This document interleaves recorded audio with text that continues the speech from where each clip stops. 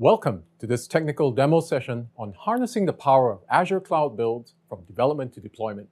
My name is Zilin, a program manager at Microsoft focused on Azure for game development. This is a follow-on session to my main talk of the same title, so if you haven't already, please go ahead and watch that for the full context of this demo. Please enjoy the demo. What we'll see in this session is a basic example of how a studio that's working remotely around the world might use Azure to centralize their game production workflow.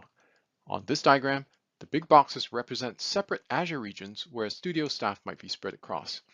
To the left and right are developers using virtual desktop infrastructure to work directly in Azure through GPU-powered VMs. And at the heart of it all is Perforce Helix Core for version control and Azure DevOps, our SaaS CI/CD solution.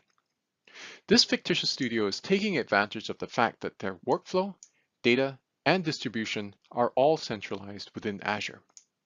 At this point, let's see what this whole in-cloud workflow looks like with a quick demo. Let's take an example of a day in the life of a studio where we have a game in development represented by a commonly used sample Unreal Engine 4 project. Let's see how changes a designer makes in the game would flow through Perforce and the CI/CD pipeline, all in Azure. We'll shrink that diagram into a mini-map up to the top right of the screen to keep track of progress. Now, starting from that designer who's working from home in one Azure region, this is their desktop logged in remotely through Parsec. They're already logged into Perforce using single sign-on, which makes it pretty seamless for them. They then sync to the latest revision of the dev branch and call up the Unreal editor to make a couple of simple changes that the producer wanted to the holoboards. Then a quick in-editor test to make sure everything looks all right. Great, and now the assets are saved and checked into the main depot right in Unreal Editor. And of course, the necessary change list comments are put in place. We slide a little over to the right as the Perforce depot has a trigger that fires on changes to that dev branch and makes a REST call to Azure DevOps to start a build pipeline. Now you're looking at the web interface of Azure DevOps. These sequences are full end-to-end captures, but are all sped up so we can see a full build run. This pipeline has a single job with multiple tasks labeled on the left columns. The pipeline first syncs to the head of that dev branch. Then the next task is to actually build the game. And here we're using a PowerShell script to kick off the Unreal automation tool to do this.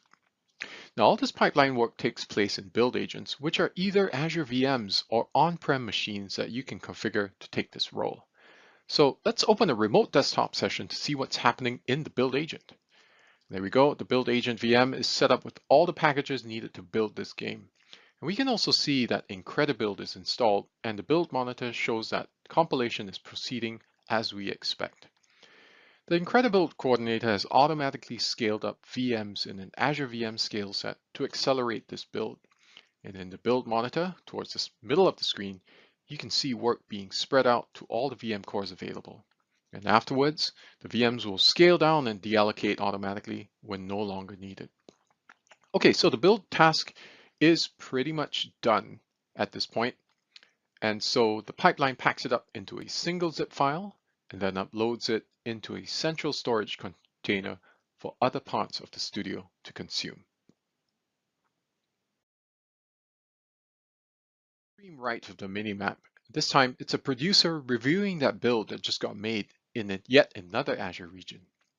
Now in your studio, you probably have a build dashboard that will do this, but for this demo, the producer will just use Azure Storage Explorer, which is the tool you see here, to pull down that build, and there's that new build with the right change list number. Under this operation, AZ Copy is a software tool that does the blazing fast transfer across Azure networks. Now the file is downloaded and unzipped, and the producer fires up the build, chooses the correct map, starts to match,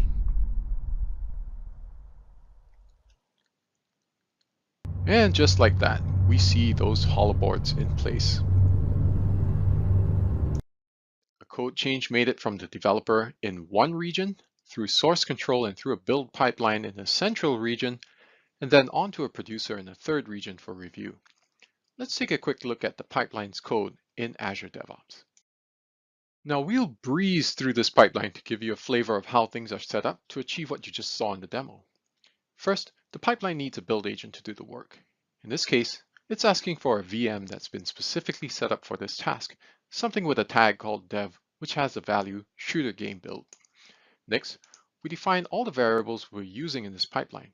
We can do that here or in the variables panel off to the side, which has the added security of being able to obfuscate sensitive data like passwords, as you see here. Or you can even use Azure Key Vault to securely store and manage all your secrets at a larger scale.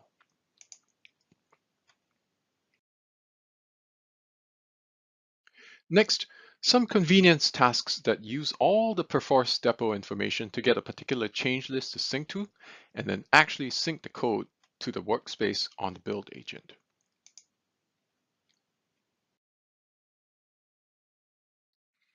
Then the actual build task comes next. Here you see a PowerShell task that takes as input an inline PowerShell script. This script basically kicks off the Unreal automation tool with all the parameters for it to do a full build. Now, once the build is done, we want to tag the file name with some data like the date, time, and the CL number. So at the bottom of the highlighted section, we save that concatenated string into a pipeline variable called build tag.